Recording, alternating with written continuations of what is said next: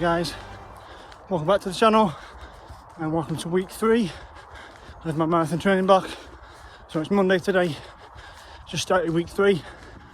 I'm out on my tempo run. I'm on a 12k trail loop, so I'm still nursing the legs a little bit from last week. I'm feeling much better, but I'm doing these at like 5:30 to 5:40 pace, give or take. There's a few styles etc, so that'll add time on, but again, time's not really a big factor right now. It's more just getting the mileage in, keep ticking along. So yep, so I'm out. Thanks for coming back. If you've just tuned in, click on the marathon training block at the top, so you've not missed any. Actually, we just started week 3. This is run 1 of week 3. Got 4 runs per week, so got a lot of runs left to do. But yeah, so I'm going to follow on from my Sandstone Trail one, which is my running journey part 1. This is going to be part 2. Again, if you've missed part 1 and you want to know my kind of running background, I've started in 2013 and did 2013 to 2016. And a little short recap in my previous vlog. Again, top corner. And then part 2 is going to be 2018 up until the metric marathon last year, which was 2021. And then I'll do a current day one as a part 3. So let's start with part 2. So yeah, so I did that 10k in 2016 with my brother. Got an injury because I was doing things wrong, not training right, just kind of running around thinking I knew what I was doing, running as fast as I could all the time, and was just asking for issues, which I eventually found. So yeah, so I took another break in 2016, had the knee injury. In my head, that was kind of probably the end of me running, just because I thought it's not for me, I'm not very good, it's hard work, and I've now got an injury, so maybe I'm not cut out for it. So yeah, so I think it was May 2016 when I did that 10k, and then yeah, I didn't run basically at all.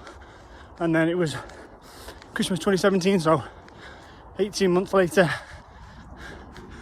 and I was trying to think of something to kickstart my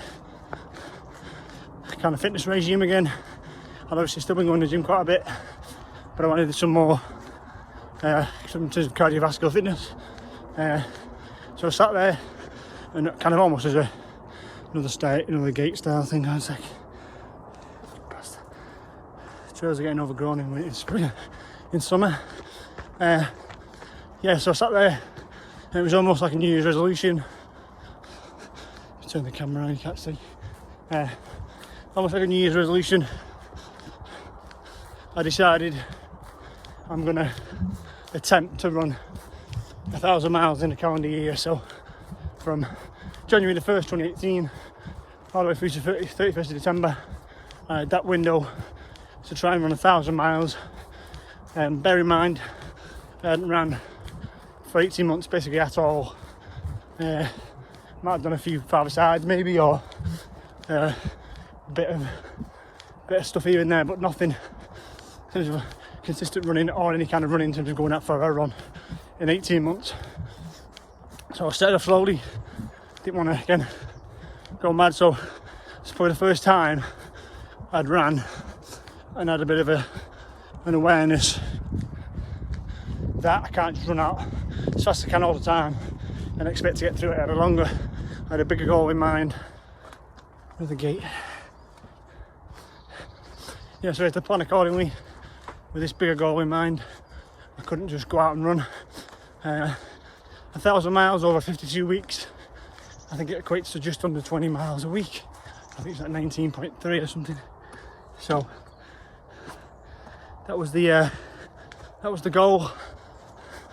19.3. I aim for say 20 miles a week, and then if I was slightly over, I was still basically on track. So yeah, so I set off, everything was going well. My miles were fairly slow and steady, slower than 5-6 minute Ks and 8-9 minute miles to start with. I think about 8.5 miles. And then obviously wasn't worried about time, just the mileage. For once the times didn't matter. At a few points in the year I fell behind a few times, so I think spring I went away, didn't do much that week, and if you're like 20 miles down and you've got to try and chip away, so I think my worst was I think it was the middle of June, and I ended up being like 40 something miles down, so I was 2 and a bit weeks behind through a couple of low weeks. So but again, just plod on. I thought, do what I can. If I get to the end of the year and I've done 700, that's 700 more than I would have done. So that was my mindset, never gave up. Just plodded on, and kicked on through August and September, and then miraculously I got to the start of November, and I was rolling in terms of getting good mileage every week. I managed to catch up and almost get ahead, so I decided to put my foot down, up my mileage for the last couple of weeks, get it finished. So yep, I finished on November the 15th, exactly in the middle of November, exactly 6 weeks to go to the end of the year. So finished 6 weeks early, did 1,007 miles, basically achieved the goal. But yeah, in reflection, I realised that not running flat out all the time means you can run far more consistently, you get far more benefit. In actual fact, running fast all the time is detrimental as opposed to beneficial. I learned that through this year. Obviously managed to 20 miles a week. Obviously some weeks I think I topped out like 45 miles. That was the first year of running miles, and I realised I prefer running Ks, still do to this day. But yeah, I realised that I'm under the gate, bear with me. I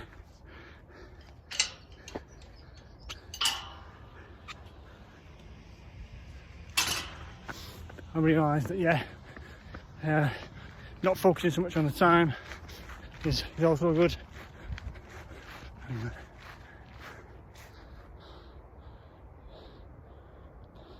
Never met them before, but these are now my 3 friends.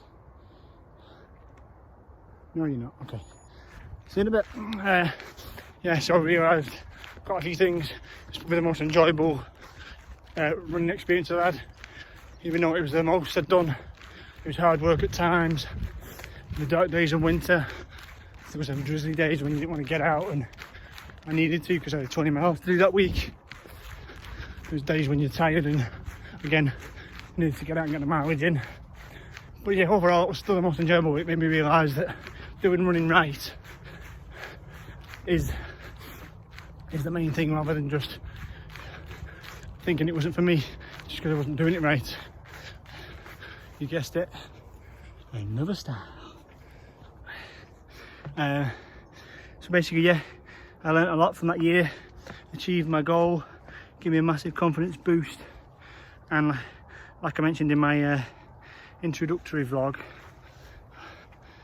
to this day that's still my 5k PB. So just by doing the mileage, I said I'd inadvertently developed my aerobic base over the 10 and a half months.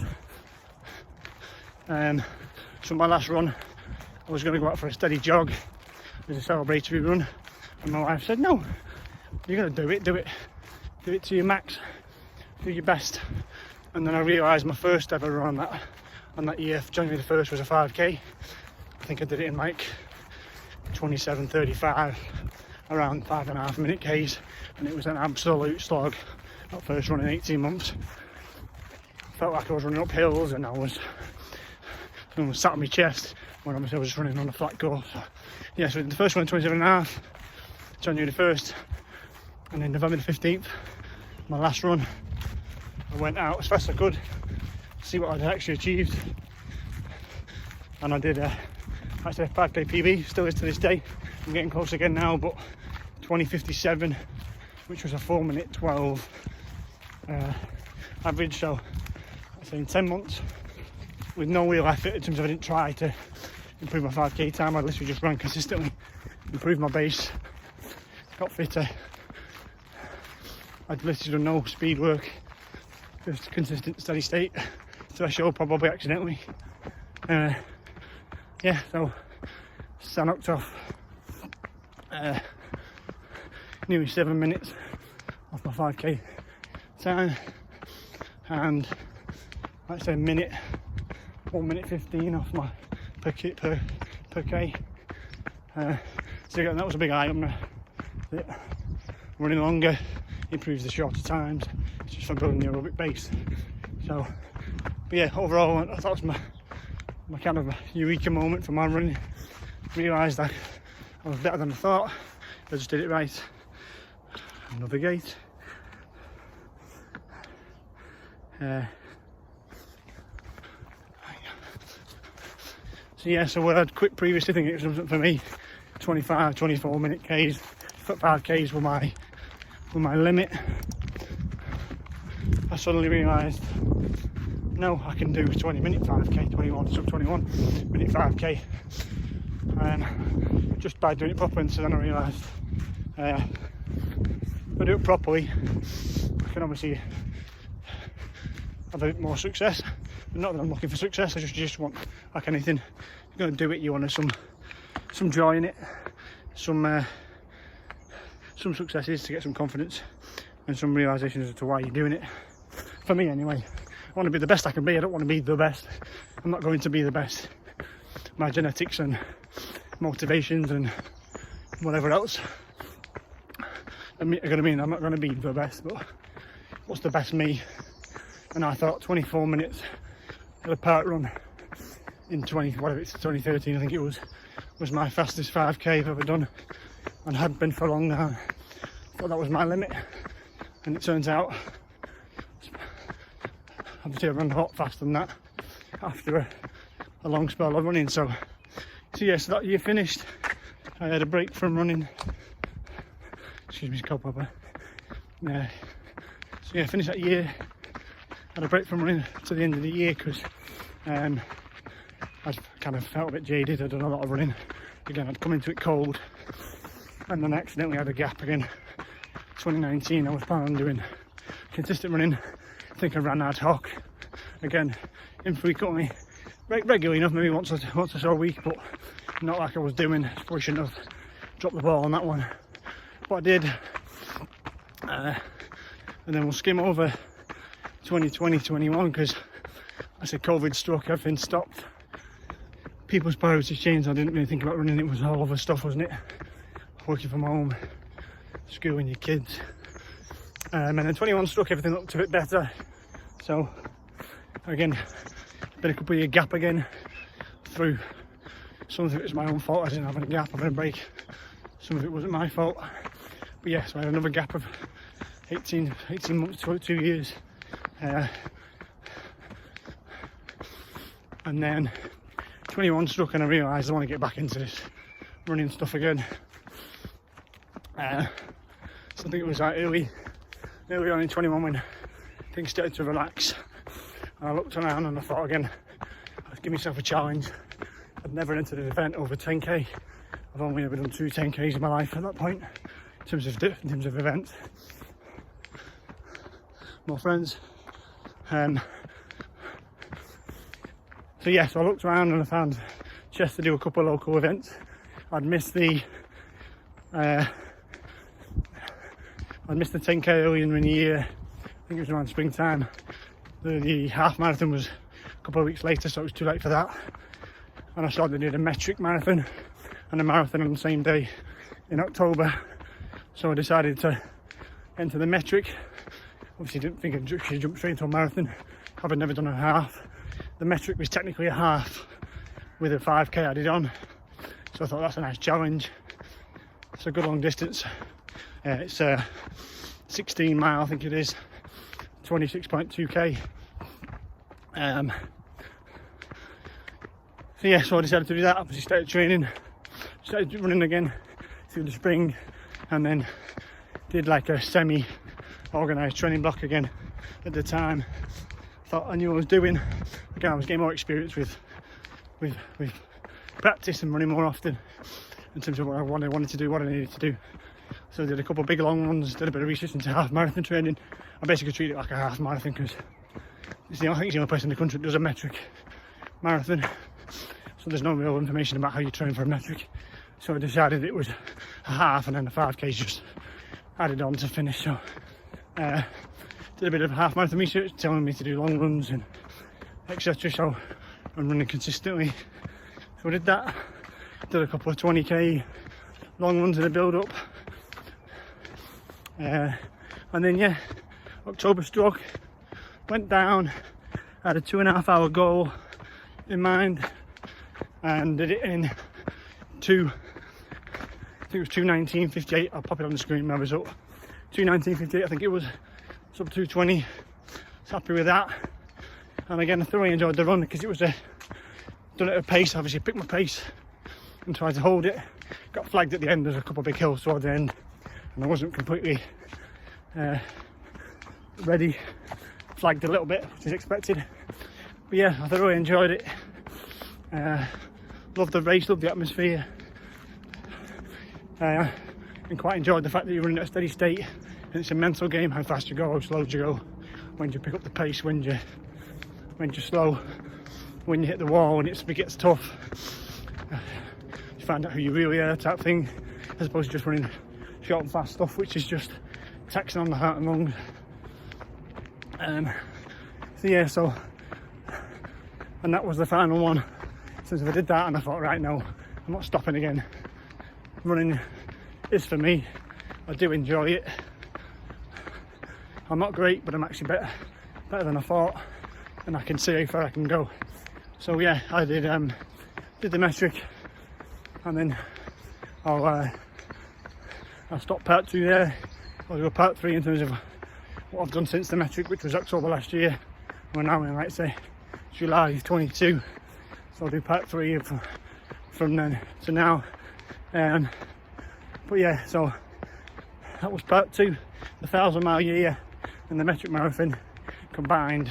Granted, there was a gap in between and a bit of COVID thrown in, but those two things have cemented the thought that I enjoy running.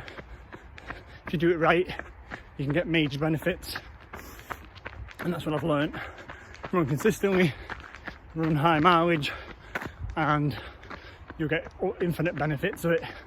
Like I say, if you're out there now watching and your 5k time is whatever it is, doesn't really matter. It's a formula that will work for everyone. If you're running once or twice a week at like less than 10 miles or around 10 miles a week, or spread out over 2 runs, and your 5k time is, let's just use an example at say 25, 26 like mine used to be, because that's what I used to be doing. Then suddenly you run a bit more consistently and you up your mileage, and you look at your paces and you run some easy pace, a couple of short bursts at the speed works pace, a couple of bits of threshold work. But you just literally think about it a bit more. Even if you don't think about it like I did at the 1,000 mile year, if you just run more consistently or run further at a slower pace over a period of time, months, then you suddenly get your benefit. So basically, that's only part 2. All those lessons I've learned, I'll probably put in a separate vlog as well in terms of how to run faster, what I found to help people run faster. Like I said, the formula I think is universal.